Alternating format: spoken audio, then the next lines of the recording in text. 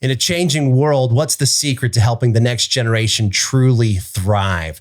Today, I get to talk to Melody Farrell, who is the founder of Pioneer Circle, a ministry focusing on resourcing young teens to live well through the changing of an age. She is a wife, mother, musician, podcaster, entrepreneur, speaker, runner, and the author of The Forest Before the Field, a guide for pioneers. Melody, it's wonderful to meet you, and I really look forward to our conversation today. Awesome. I'm so honored and excited to be here to talk about this really important topic. So thank you so much for having me. Absolutely. So we have a mutual friend, Zach Elliott. I don't know how well you know Zach. I don't know if you know him well enough to give me some dirt or an embarrassing story that I can leverage and use for my good, not Zach's. That's the kind of person I am, I guess. So oh, man, I don't know what you know about Zach. That's a tough one to start with. I don't know if I do. I don't know if I do have any dirt on Zach. I think he's pretty squeaky clean, if I'm going to be honest. But he's been such a wonderful mentor and just running mate for me and for our church and our ministry. So such a great guy. Yeah, no, he's the best. And for those that don't know Zach, I had him on the podcast a little while ago, but he's the founder of Vuvivo, and just a really interesting ministry, taps into imagination and the transcendent and focusing on truth, goodness, and beauty, maybe with particular emphasis on the beauty piece, and working to help people understand the nature of reality and find abundant life in Jesus. Well, Melody, I'm really curious about Pioneer Circle. And in particular, I see that it's a ministry that is to resource young people, which I want to get to that. But I'm really curious about this, through the changing of an age. What do you mean by that? What do you mean by through the changing of an age? That's a great question, and a super important question because, obviously, I think we're at a very important cultural shift in our world. So it, in a sense, does mean that this idea that we're actually moving from one era to another. We're moving from modernity to post-modernity. Pope Francis said recently that we're not just in an era of change, but we're in the change of an era. And so that's one thing that I mean by the changing of an age. The other thing that I mean is essentially we're trying to meet kids where they are in this moment of growing from child to adult. So in this moment of adolescence, when they are in the changing of an age from one way of life to another, we're trying to meet them and resource them to just live well in the world that is to come, in the world that they're going to be pioneering and leading through. We want to resource them right in that particular time of life. What are you seeing are some of the key changes going from one age to the next? I'm tracking with you. I think we're in a pretty a time of really big change, not a small change. I think the changing of an age is the right language. And how are you seeing it? What are some of the big changes that justify the use of the phrase "a changing of an age"? Right. Yeah, I think the kids specifically, I think all of us are experiencing it, but this adolescent age, I think they're experiencing some really interesting cross pressures right now that need to be attended to. I think we have cause to be concerned about our youth. It's always an important age, but I think right now these kids are experiencing some signs of our moment. One, of course, we all know is anxiety. Everybody's feeling increased anxiety in this moment, but especially our kids. And there are many reasons for that that we can get into, but that's one of them. I think they're also experiencing a particular sense of disconnection in meaningful relationships. They're so much more connected virtually, but so much less connected in an embodied way in person with real relationships. And they're losing some of the soft skills and some of the hard skills of what it takes to live well with other humans, which the long-term effects of that we haven't even really fully seen or can really even predict. So that's a huge one. The other thing that I think is very definitive of this moment is exhaustion. Everybody's exhausted, most particularly our youth, which is sad because it should be an age of great energy. I think back to when I was a teenager, a preteen, it was probably my most energetic years of life. But when I'm working with these kids now, they are so, so tired. And what age group do you work with mostly? I work from 8 to 18. So we're kind of in that adolescent age, and then through their high school years is where we're working. But we are targeting most of our work in that like 9 to 13 age range. That's where we really feel like we can make the biggest impact. So what is it about this time in which we live that's causing this exhaustion different than maybe our generation? I won't guess at how old you are. I'm 45. I'm a Gen Xer. I'm very close. Okay. So I think that there are a number of reasons, but the reason that I think is the most definitive is because we are essentially asking our kids to become gods. We're also asking ourselves, not we as in the Christian faith, but we as in the world at large. We're asking our kids to be omniscient and omnipresent with their phones, because their phones or their devices, whatever they have, can essentially access any piece of information at any time. So they need to be omniscient. And their phones can connect them with any person at any time. So they need to be omnipresent. And those two things together sound pretty exhausting, and they are pretty exhausting. And I think it's why our generation is tired, but I think their generation is paying an even bigger price with that. Yeah, that's interesting. So there's this concept of non-actionable news or information, meaning that you hear about something and you're informed on something, but this thing that you're informed on, there's not really anything you can do about it. And since the advent, of course, of really the telegraph, and then, television, radio and television, this has been increasing where you're now more and more aware. But now, of course, with social media that never sleeps, and our teenagers getting notifications and always being on it, they're aware of every problem that exists. And it comes with kind of this social pressure to do something about it. And what are you going to do about it? Like just what happened here recently? Like, I don't know when this podcast will air, but just 2 days ago, what was happening to Hezbollah with 3,000 people having their pagers explode. This just at the same time. I mean, it's mind blowing that this is the world we live in, where you can have engage in this kind of warfare. Well, what are we going to like? What is our practical thing to do about this? Right. So that kind of mental exhaustion of, I know of all of the world's problems. I feel compelled and even pressured to take a stance on these things and do something. And the number of issues that young generations but the younger generations are faced with are endless, but they can't do really anything about it. You contrast that with my world, right? Where the amount of things I was presented with and the amount of problems I was presented with were relatively small. And so, the kind of mental exhaustion that can set in from that is really hard to underestimate. Yeah. And in addition to that, it's just so noisy. It's just so noisy all the time, specifically with technology. Although I'm not anti-technology, I don't think we should take the technology away from our kids. I just think we need to teach them to live well. We need to resource them to live well in this moment that they are born into. But just the noise and the chaos of like our human brains can't actually process every problem that there is. Our human brains can't actually process every opinion that there is about every problem. And yet we're asking them to try and do that. And it's taking a huge toll. Well, and I want to be careful about rushing too quickly into solutions, but what have you found works on this issue? I mean, I think adults, whether or not you have kids or not, this is a problem that we all have experienced. What are some healthy practices, or to use the language, in your mission statement, how do you resource younger generations to deal with this and to escape the mental exhaustion and anxiety that comes from knowing of all of the problems that exist in the world? Yeah.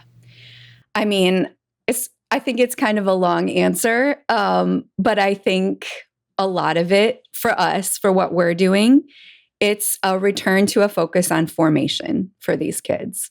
And thinking about, what are the ways that we are formed and how can we form our rising generation to be a people of wholeness. Wholeness is a word that is very important to me and what I teach and what we do with Pioneer Circle, and essentially meaning how can we live well biologically, psychologically, socially, and spiritually.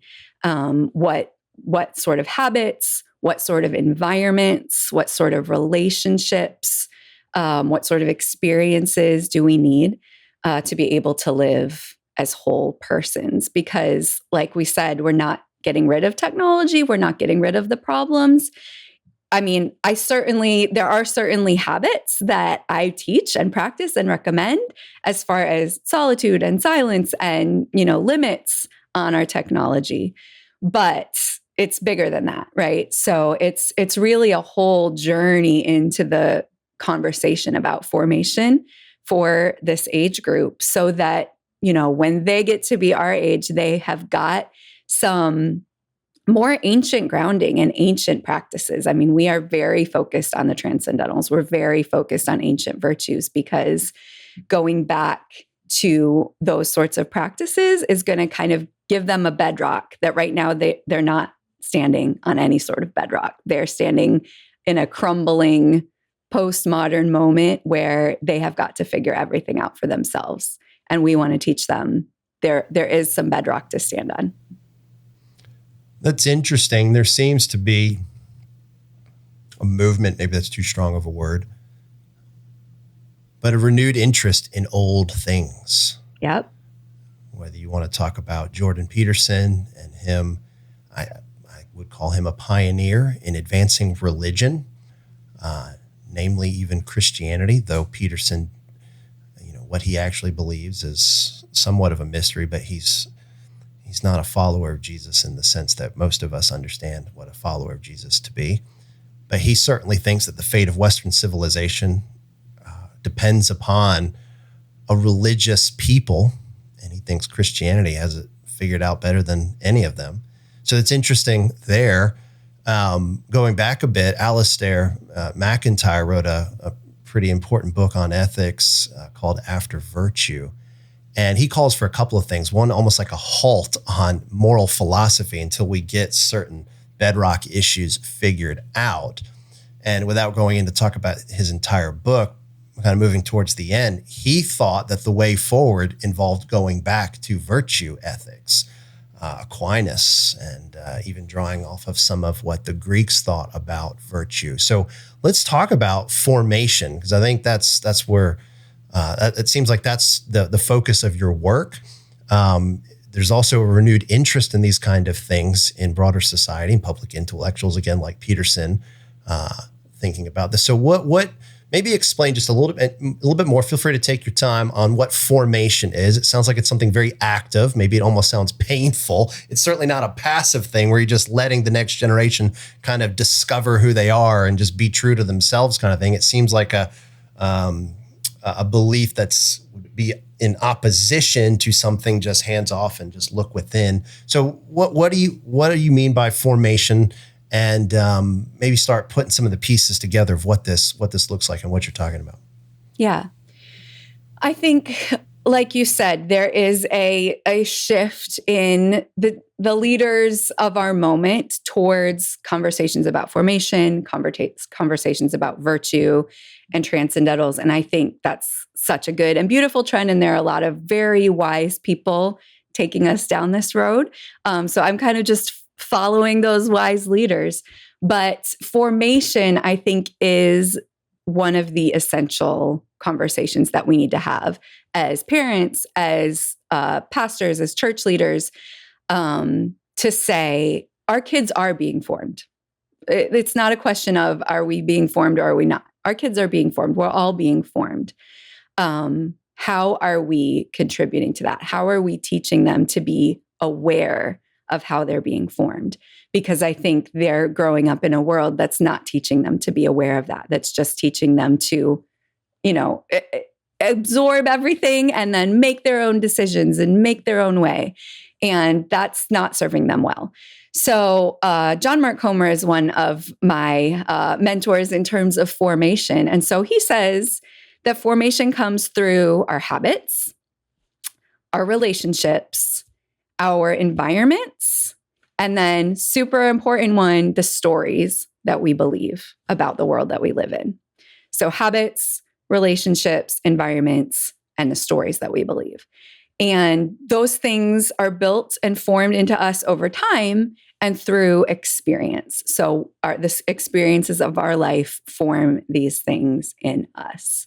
And so if we look at a kid in this moment who is not aware of how they're being formed, and we look at the habits that maybe are trends of that generation, we're looking at habits that are leading them to loneliness, habits that are leading them to very unhealthy use of technology, habits that are leading them towards a extreme hustle and pressure to succeed, and just be the top of whatever field or sport or subject that they're focused on to be the best. So there's habits that are that way.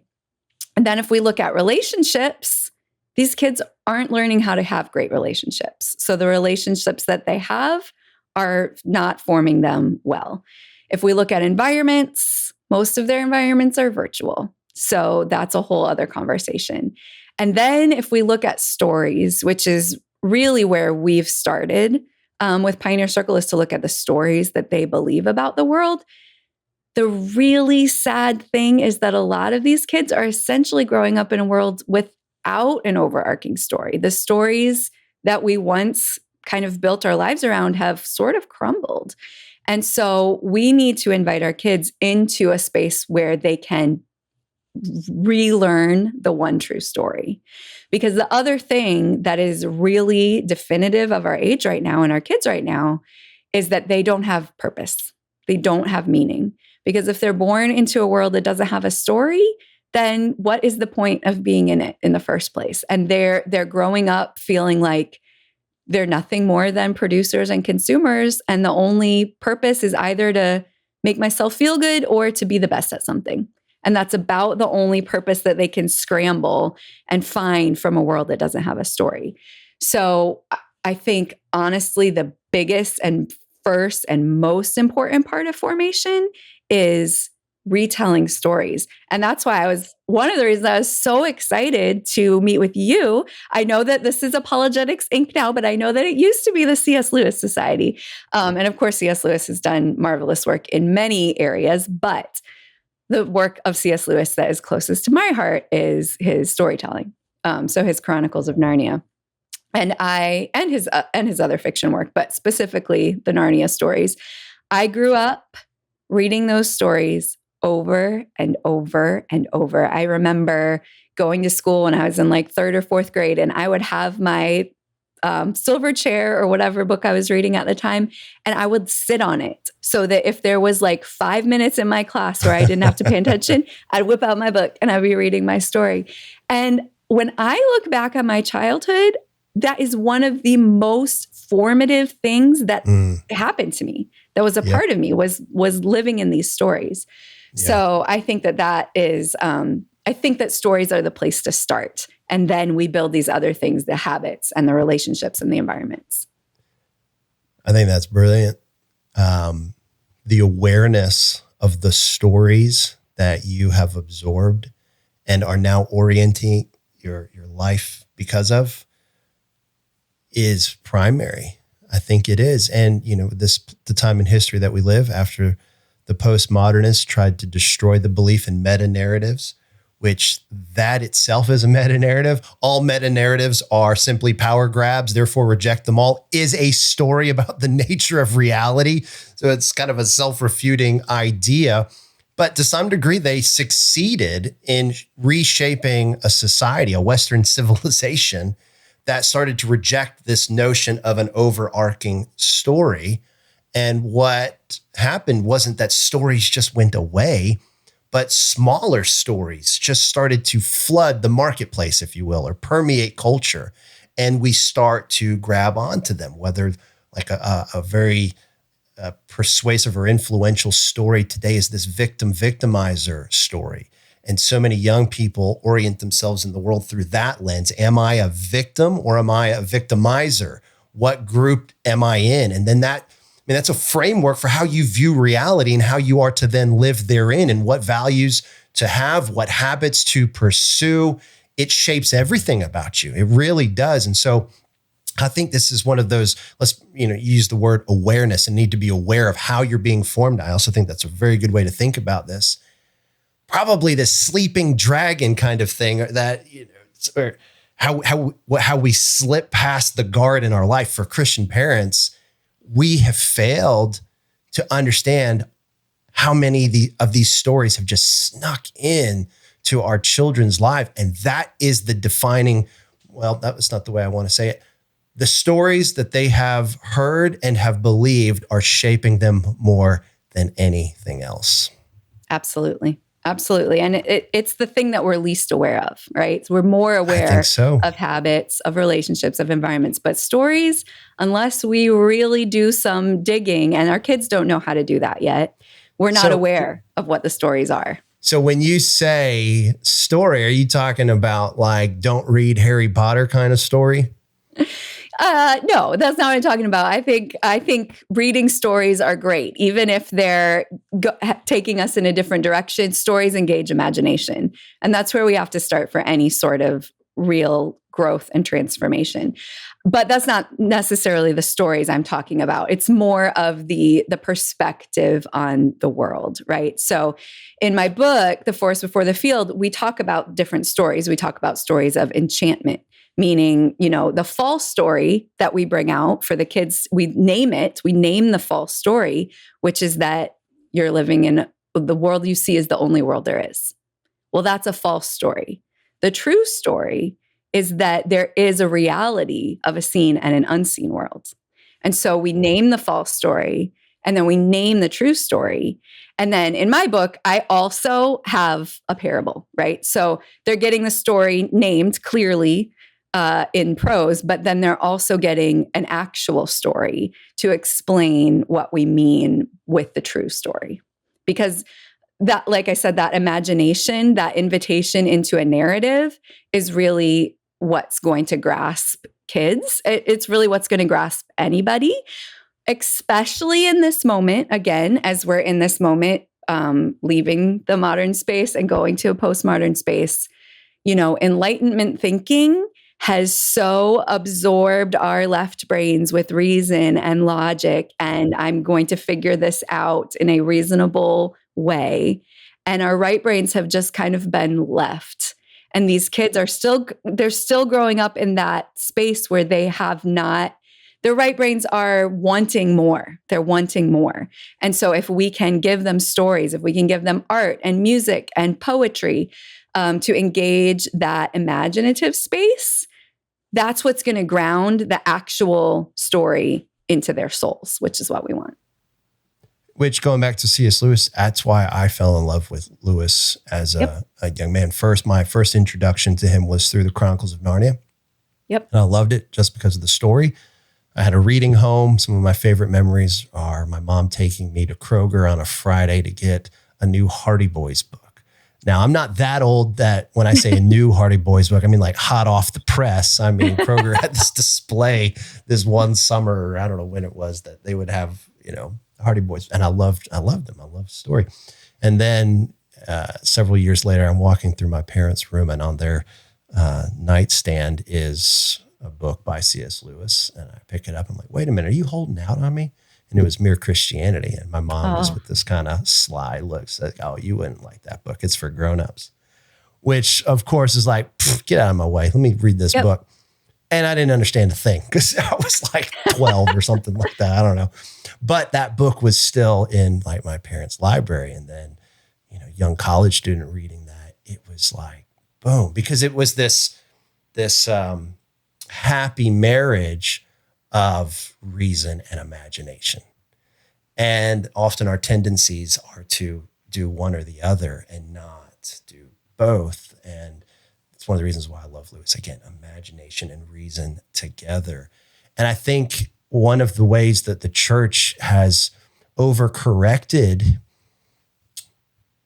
in terms of their reaction to post-modernity is it's gone so rational. Not every church, right? There's plenty of churches where you go and you feel like I have to check my brain out at the door and listen to mind-numbing mantras from meaningless lyrics being sung, and then a self-help sermon that's just like, you could have just given me the 3 points and not emailed them to me, and I would have gotten the gist of it. So there's plenty of churches where you check your mind out. But for those churches that have like committed to teaching the Bible well, right? And no, there is meaning in the text, rejecting this postmodern notion that no, there's no meaning in the text. Words are a terrible way to convey meaning. You can never know what was in the author's mind. Words don't do that. Just whatever the text says to you is whatever it means. Whatever it means to you is what it means. And church is like, no, hermeneutics. There's meaning in the text. Let's do that. Let's dive into that. And then you spend 3 years preaching through the book of Romans to make sure you get it right. And in 3 years, you get maybe all of the details and the particulars right, but you have no idea what the book of Romans is even about anymore, much less how the book of Romans fits into Paul's story, and then how Paul's story fits into the story of the New Testament, and how the story of the New Testament fits into the story of God's redemption of all. And so the notion of story, it's just lost in the church, and our kids grow up maybe with an assortment of true facts, but they don't know the story that these facts are a part of. And they walk out of our churches and they don't know anything almost. They may be able to answer a quiz, get 100 on a quiz, but how to integrate this into a complete and full whole life as a true follower of Jesus Christ that knows how to orient themselves in the world appropriately as an image bearer, that's lost. And I'm with you. I maybe get too long-winded here on this point, but I'm with you. And I think the reason for that is we've neglected the power and the importance of story.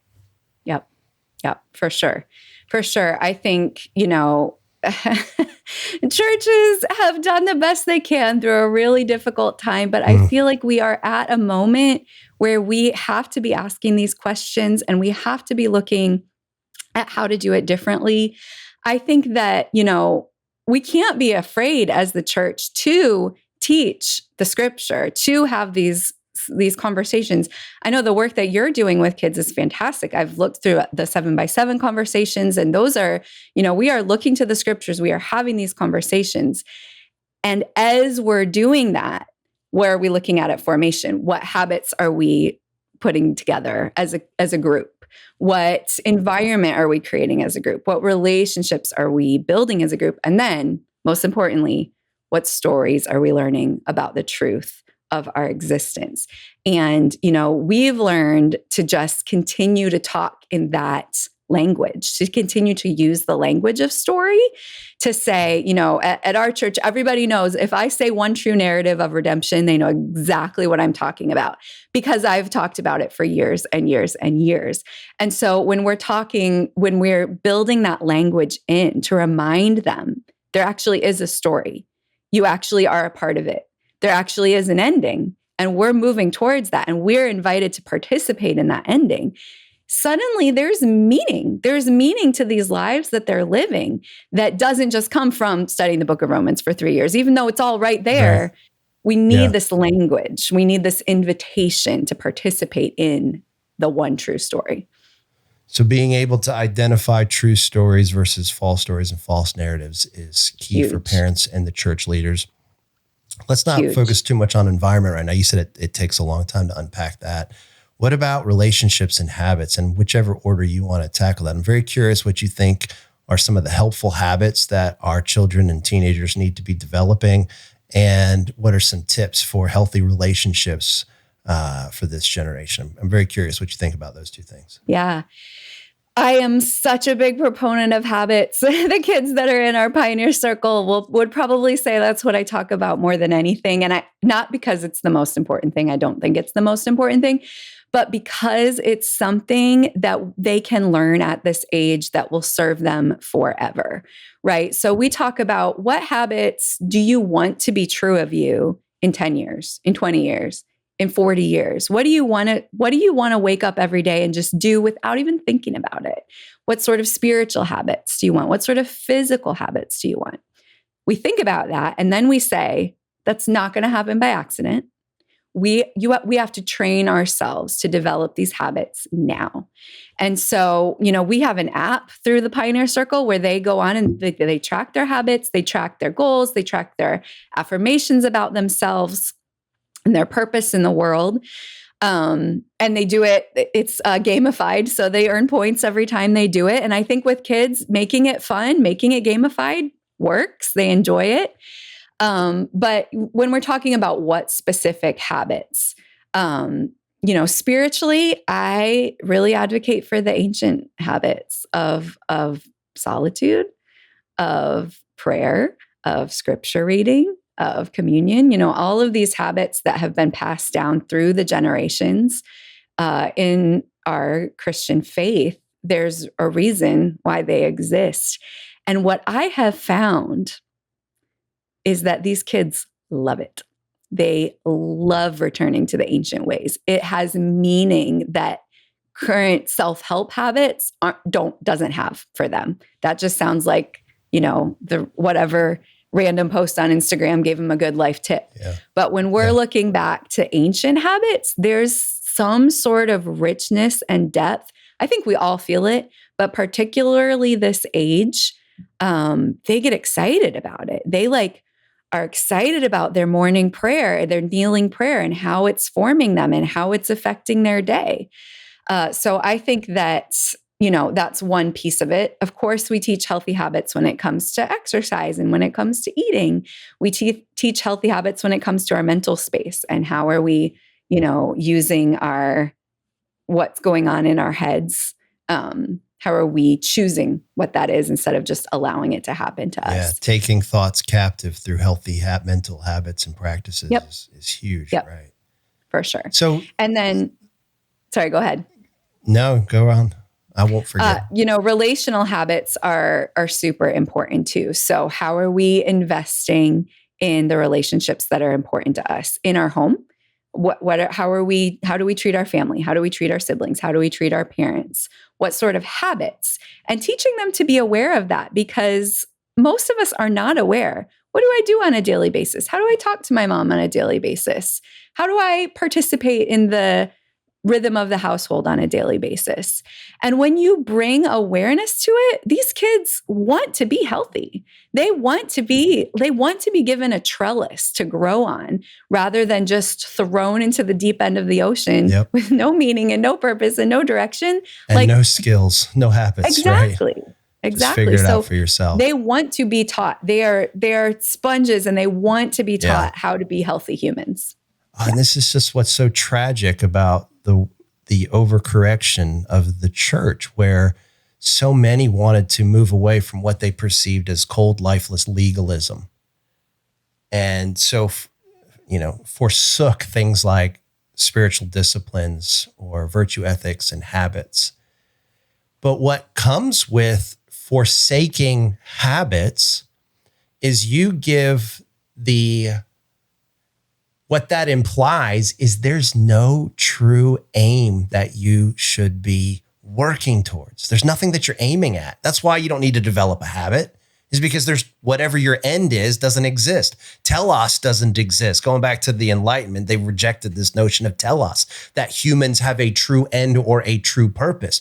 Well, if you don't have a true end or a true purpose, what's the point of habits? So I don't need to train myself for anything. I'll just I'll just follow my desires wherever they take me, which is the same thing as saying there's no purpose and there's no meaning. So for a younger generation, this is no, there is a meaning and a purpose. And that's why you have to discipline your life. Oh my gosh, this is life-giving. It's enlivening to them. And take something like I love sports. I grew up playing baseball. Love it to this day. My son, my daughters, my two sons, my sons and my daughters have all been involved in sports. And when it comes to something like baseball, you have to develop habits. You have to develop the right way to swing and the right way to throw such that it's almost automatic. You can't be going up to a plate thinking about, okay, balance. Maybe you can give yourself some mental cues to remind yourself, but it really has to be a habit.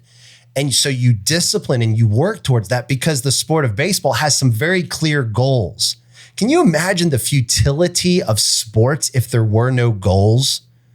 I mean, you just go out into a field and just throw some random equipment out there and then just say, go do whatever you want. And then kids go out there and literally do whatever they want. It would be chaos. And then imagine your son coming off the field like that and saying, hey, great job. Your son would look at you like, wait, what did I do? I just spun around and threw some stuff. What do you mean, great job? So yeah, this notion of developing habits, what it tells the next generation is, no, you have a purpose. Humans have a purpose. There's something special about being made in the image of God and having the calling to have dominion over the earth. There are better and worse ways to pursue that calling to honor God and love your neighbor. And here are some of the skills you will need to do that well, to thrive in your uniqueness. So commit yourself to these habits. And man, the church, and parents have forgotten that because we're so afraid. Like, we've bought into these false stories of, oh, if you're strict and you're overbearing, you're going to run your kids away from the church. Well, maybe if you don't have any love and gentleness and compassion in your home, but offering disciplines and developing and cultivating habits and being loving are not mutually exclusive. So I'm really encouraged to hear about people and organizations like yours that have not cast away habits and spiritual disciplines and trying to develop virtue. Really, really, really nice. So I got another question, but I don't know if I'm moving too quickly off that topic. Anything else you want to say? Okay, well, I'm curious then how you got into all of this. If what we're saying is to some degree the church environment that so many people have grown up in has kind of bought into this story of being true to yourself and don't be overly rigid and legalistic and don't worry about beauty, just meet in a warehouse, don't worry. So with a church environment that's kind of maybe bought into some of these postmodern ideas, how did you maybe escape that? And how did you find yourself in this kind of work? Great question. It's a wandering answer, but I'll try and make it brief. Going back to the point you just made about churches or leaders who are afraid of these sorts of conversations about discipline and habits and more rigorous formation. I did go through that phase myself. Before we had kids, my husband and I were kind of in a community who was like, we want our kids to have as little to unlearn about God as possible, which sounded so great because we're like, we don't want to burden them with legalism. We don't want to burden them with, such rigid experiences of spirituality that they just break away. And it sounded really good. But as we began to think about the downstream effects of that, we were able to pull out of that and say, no, actually, there's so much value in this way of living and way of growing. And I think part of what made the hugest difference for me was I grew up in a family who ran a youth camp every summer. So we ran a youth camp every summer in Michigan for over 40 years. My parents had started it before I was born, and we continued it up until, I was running it in my 30s in Michigan. And then we sold that property and we started having camps around the country. And what I was able to see in that environment was this experience of formation that did include these things. So we did teach rigorous habits as a part of what we did in that camp. We did develop relationships that have lasted decades. I mean, the legacy of this community that was built as a part of the summer camp program still continues to this day. The environment that we created, right? Because environment is a huge part of formation. The environment that we created as a part of the camp, which was essentially the all-inclusive agape love of God. Like, you are welcome, you are loved, you are wanted, you are important. For kids to come into that environment was so formative that they'll never forget it. They'll never forget it. They'll never forget the experiences that they had there. And then the stories that we were able to kind of ground in these kids of the truth about the reality of being human and the reality of God's love. Seeing that, experiencing that, and experiencing what happens when you tell the truth in love, I could never get away from, and I never wanted to get away from. And even though I started going down another path of let's just not be too legalistic, I realized it's a both and. Of course, we don't want to live in legalism, but telling the truth in love is the best way we can serve our kids. And building that in those environments, those habits, those relationships, and those stories forms kids in a way that, you know, they can't undo, they can't unform. They can choose to go another path, but it's in them. So that's really what got me into this work. And we lost my dad a few years ago. And I had to take a little time to really think and pray about, you know, is his calling my calling? Do I continue this ministry? Am I called into a different direction? And the more I was able to think and pray, and the more I was able to notice what's happening at this moment with our kids. I have kids. I have two daughters, 15 and 12, so they're right there. I just realized this is my calling to continue this ministry, but to continue it for a new generation. So some of the language, some of the paradigms that we used 40 years ago aren't what's going to meet this generation where they're at. There's different needs. There's different cross pressures now. So that's been the work that I've been doing with Pioneer Circle and the book and the summit, is to kind of create a similarly formative space, but for this generation. Yeah. And are camps one of the ways that you do that? Yes. And how long are the camps, the camp experience? Yeah. How many days, weeks, summers? So we have put together a summit experience is what we call it. It's a week.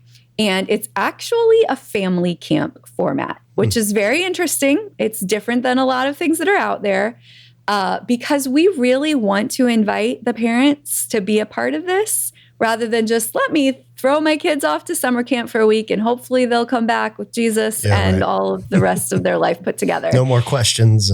Right, exactly. And those summer camp experiences are awesome.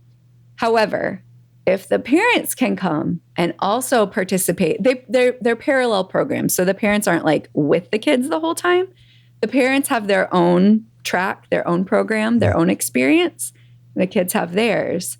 Then when they go home, they've got a lot to talk about. They've got shared experiences. They've got shared language. And we do these summit experiences in the most beautiful parts of the country. So this year we're going to be in Colorado, overlooking Pikes Peak. And there's something about being out in that transcendental space of God's creation that is so formative. It's more formative than anything we can say with our mouths. So we do our summit experience. This next summer, you'll be somewhere in Colorado overlooking Pikes Peak. I'll be there most likely myself too. Come on, we would love to have you. My family has been privileged to work with Summit Ministries out there in Manitou, right there. Awesome. Pikes Peak. Yeah, and beautiful. My wife, also going back many years, when she was in high school, worked every summer at a camp. Yep. And so, in a simple way to say it, me and my family were very pro camp. And for the formative experiences that they provide. Because when you have a well-run camp that embodies a true story, everything about that camp can solidify that story in someone's mind. And it gives them a vision for how to live this out. Now, the camp world's very different. Sometimes there's the heart of how do I bring the camp back home? But the thing you are bringing back home is a vision of what this story can produce if I align myself and live this out. So like at Summit, for example, Summit Ministries in Manitou, the kids will come and they'll sit through like 40 hours of lectures on politics, theology, apologetics, worldview, answering some really important questions like what 16 to 24-year-old is going to spend 11 days during their summer sitting in a classroom learning this? They must be all like super nerds and intellectuals. And of course they're not.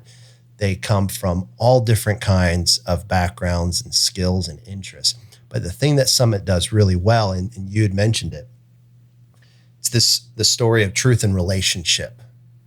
That truth does exist. There is an ultimate reality. There is an overarching story that we can know. And the best way to pursue the knowledge of that is in relationship. Because when you learn what you learn to use for the good of your neighbor and the glory of God. And so you have to have this. And the Summit experience for so many is formative because it's in a very intense period of time, they grasp the power of that story and develop a vision for what a life lived out in this way, what it might look like. So these immersive experiences that come through a camp, I think are really important, really powerful. And I'm glad to know that's a good bit of what your work is committed to. Is there more than the camp? I mean, you talked about a book. What are some of the other ways that you and Pioneer Circle resource families and young adults and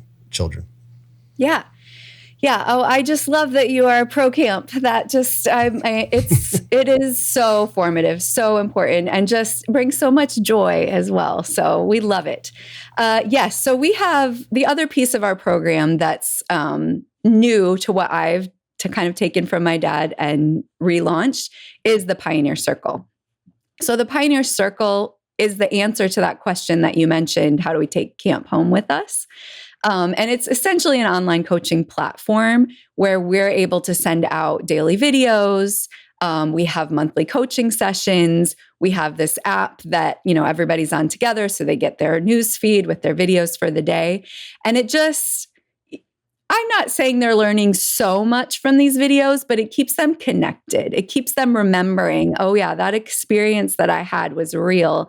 And I learned something that I want to keep for the rest of my life. And here's a 1 or 2 minute reminder of it today. And it's just the way that they start their day. So between that and the coaching that we have going on where we meet on Zoom and go through, like you said, such important conversations about faith and academics and politics and all of these things that these kids want to have conversations about, that they want mentorship about. We get to have those conversations with them throughout the year so that, summit to summit, camp to camp, they're still connected. But it does start, with the book, which I think, it's a big conversation, especially for parents to figure out, what do I do? How do I help my kid? How do I connect? Is my kid going to want to go to some random camp in Colorado? I don't know. The book is just a great resource to start with because it's essentially a book of stories, which any kid is going to feel okay about reading a book of stories. And it really just gives parents and educators an opportunity to ask questions about the story, to ask questions about, hey, you were presented with a false story and a true story. And what did you think about that? How do you see that false story that's kind of woven its way into your life, into the lives of your friends? And how do you want to choose to live in the true story? So between the book, the Pioneer Circle, which is the online coaching platform, and then the Camp Summit experience, which is really the transformative embodied moment, that's kind of the bulk of our program. That's interesting to me. There seems to be, again, some, what's the way to say this? People are onto the same thing. And this is what I mean by this. Content by itself isn't the solution. Yep. Content needs to be attached to formative discipling experiences. And so the way that we've structured our ministry, Apologetics Inc., is very similar to how you've structured it. We create content, podcasts like this, articles, videos, books, etc. But we want to use that content to funnel people into discipling formative communities. There's 7x7 conversations that you had mentioned, which is a curriculum, but it's designed to be done really in a home, someplace that can provide hospitality and is conducive to conversation that could go longer than your slotted 30 minutes before church for Sunday school, right?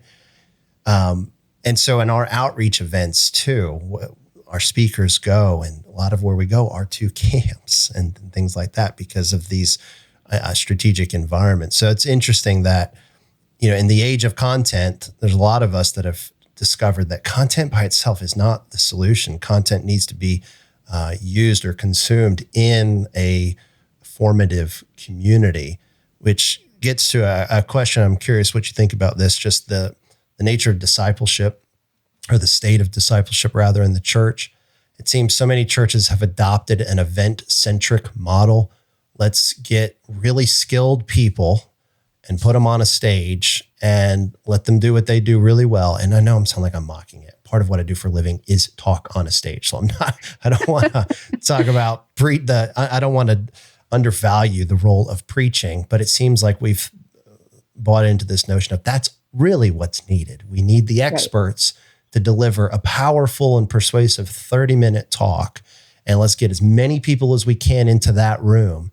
And then it seems like that model is replicated just on smaller scales. Like then you move to youth ministry and it's still kind of like the same model. And then your Sunday school, your community groups, it's still kind of like the same model. We need an expert that can talk really well for 30 minutes and let people listen. And then maybe we have some discussion questions afterwards, which that's not discipleship, right? There's an element of discipleship that involves something like mentorship, or I'm going to walk so closely to you, or my life in your life, there's going to be an entanglement such that I see how you really live these things out. The Jewish expression of discipleship, that you need to follow your rabbi so closely as to be covered in the dust of their sandals, that kind of thing. Yep. So how are you guys working towards that? And what are some ways the church can break free from this event-driven cycle and how do I want to say it? Be more diligent in discipleship in the way that we're talking about it here. Yeah. Such important questions. The event-driven thing is, I feel like it is shifting, at least to some degree, but I'm not sure that a lot of churches know what they're shifting to quite yet. Yeah, right. So that's why this conversation is so important. And discipleship is where it's at. It's always been where it's at. That was the model of Jesus. That is exactly what he asked us to do, was to go and make disciples. I think for us in Pioneer Circle and my work with kids, we do, I want to have that sort of relationship with as many kids as are in my sphere, but I can't have it with all the kids, right? Similarly to our other coaches that are a part of our team. Part of what we want to do is empower parents to disciple their kids, because honestly, the parents are the ones, like you're saying, we're so close, they're going to, get the dust of the shoes. The parents are the ones who are seeing how these kids are living every day. And while I know that not every teen wants to be discipled by their parent, I think maybe they actually do. I think our kids do crave that sort of relationship with us. Not that's like, did you get everything on your checklist done? But the discipleship that's really asking what's going on in your heart. How can I love you? How can I guide you towards the healthiest version of yourself? Every kid does want that from their parent. But are our parents equipped to have those conversations with their kids? Maybe not. So that's a huge part of what we want to resource on the parent side, is to help parents be able to disciple their kids. And how do you do that? Of course, we want to create those spaces, camp and, the online coaching. I think for churches. How do you resource those parents? How do we resource the parents? We have parent coaching calls as well. So we've got our youth coaching calls, and we've got our parent coaching calls where we have these conversations. And every month we're checking up. How did these conversations go with your kids last month? What are you seeing? What are you struggling with? How can we support each other so that when we're discipling our kids every day, we're equipped? So we do it there and at the summit. Like I said, it is a family environment. So those parents aren't just off hiking the mountains. Well, they are hiking the mountains, but they're also sitting in hours of teaching and conversation and equipping so that they are in that space. They're getting that invitation to say, your kids do want your leadership in their life. Your kids do want your discipleship in their life. here's how it can look. So we do it that way as well. And then, our social media, there's stuff that's, the slow drip. That's a part of it. And the book, I feel like that's a super essential resource for parents. But in the bigger context, because like you said, everybody's asking this question, it's not just Pioneer Circle. I do think empowering all parents to disciple their kids is hugely important. And I do think moving away from, in our churches, it used to be that the show, the entertainment, the, smoke and mirrors and lights was what was going to grab attention for our kids. And I think the reason why is because apathy used to be a problem for our kids, right? Like we just don't care. It just doesn't matter. So unless this is really amazing and wonderful and like better than I can find at a concert or on TV, then I'm not going to pay attention. Apathy used to be the problem. I don't think apathy is the problem anymore. I think exhaustion and anxiety and loss of purpose are the problem. So we're trying to meet an old problem with the show, and the show is not going to help anxiety or exhaustion or loss of purpose. What's going to help that is ancient practices and is relationships and is this formation conversation where we're teaching these kids to build a trellis so that they don't have to feel so exhausted, so they don't have to feel so anxious. And we're teaching them the true story so that they have purpose. That's interesting. I do wonder if apathy to some degree may still be a problem that we're facing, but the way we tried to solve apathy before was through a show. Yep. And I wonder if trying to solve apathy before was by instilling meaning in practice. That was what would have been better to do then. But either way, right. But right now, maybe apathy isn't so much the problem. It's a meaninglessness and what is the purpose of all of this, which I guess that does breed apathy. And I think apathy is more of the symptom, maybe. It's the symptom of the actual problem. Yeah. Yeah. That's interesting. Wow. I had that threw a question that I had before right out of my mind, and I can't for the life of me rediscover what that question was. So, here it is. I stalled long enough to remember the question. And it's too big of a question to try to answer fully in the amount of time that we have left. But what kind of vision maybe could you give parents that hear you say, you should be the primary discipler of your children? And a parent maybe goes, yes, I want that too. But what does that mean? Does that mean leading and implementing a weekly or a nightly Bible study? What does that mean? If a parent's going to really grab onto this vision, maybe can you help shape what that looks like? What does it look like to be the primary discipler of your children? Because maybe many parents didn't have that, or they go to a church where the only way they're being discipled is through an event. So there's like no vision. Like help a parent's imagination here really grab onto something about what being the discipler of your children means and what that looks like. That is a great question. And I do think imagination is the right way to go about it, because I don't think it has to look the same for every parent, right? Everybody is building their own trellis for their own life. But I do think there are some practices that can be so helpful. One of the things that every expert will say is what's happening around your dinner table. Is your family having dinner together multiple times a week? And is the technology away during that time?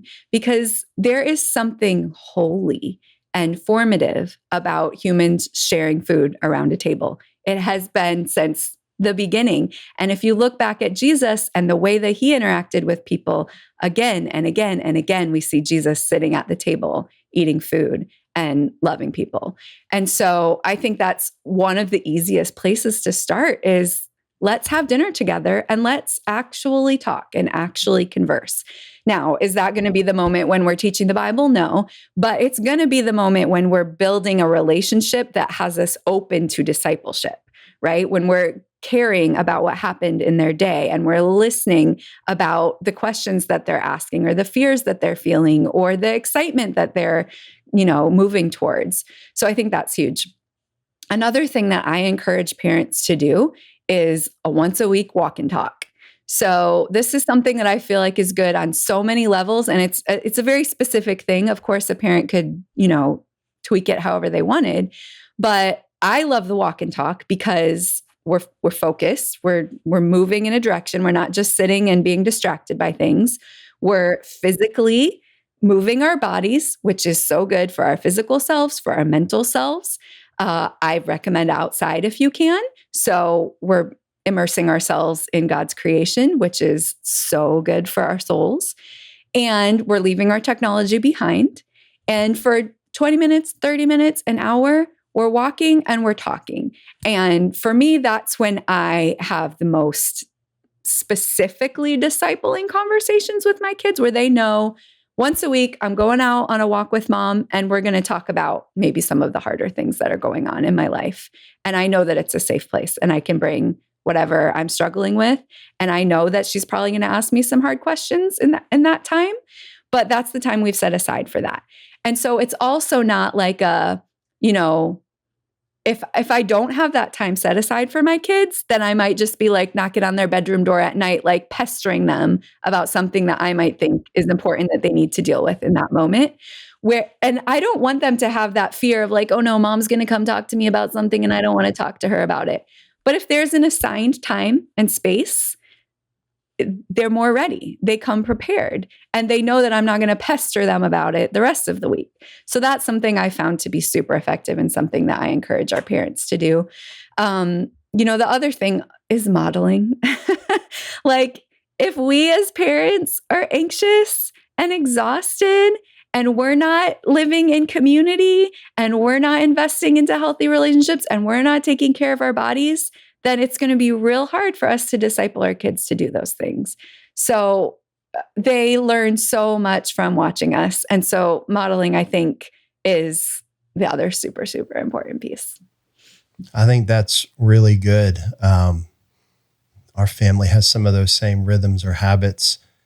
Dinner time is one of them. And it's not every night, it's most nights. And one of the things my wife started years ago, and I'm very grateful that she did, was highs and lows. So again, not literally every dinner, but the vast majority of our dinners around the table begin with a high and a low. And we've got 5 kids ranging from 16 to 9, if I got that right out.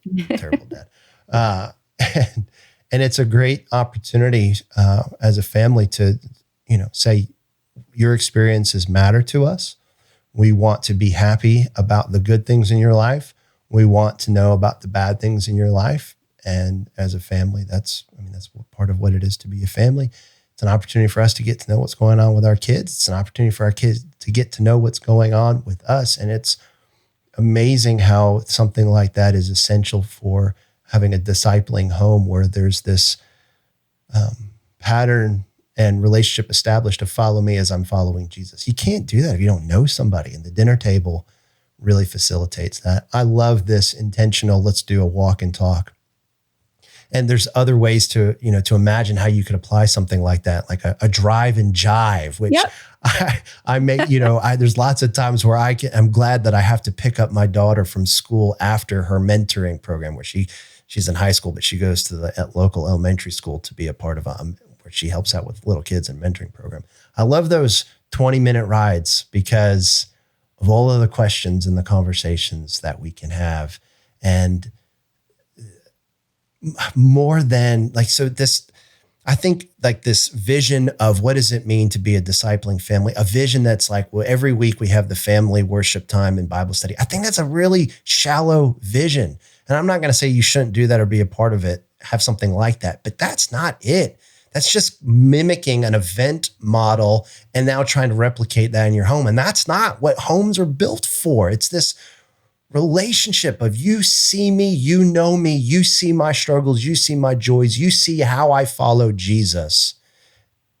And you can see that in a home, your kids can see that about you that nobody else can. So I think that's the helpful vision and the kind of the imaginative space that parents need to be in is as you're following Jesus, let your kids see you follow Jesus. And you need to have opportunities, intentional opportunities built into your family rhythms where that can happen. That's really good, Melody. I'm Melody. Did I just forget your name? Melanie. Melody. Melody is I'm 45 and this is the first time we've met and I had it's all good. one of those like moments where did I already forget your name? I'm real encouraged to hear the work that you're doing and to whatever degree I or Apologetics Inc. can partner with you in that work. We're for you and it looks like we're moving in the same direction. So thank you for your time here and blessings in the work that you've committed yourself to.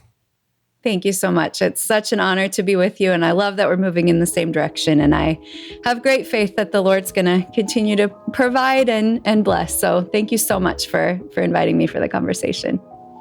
Yeah. Till next time.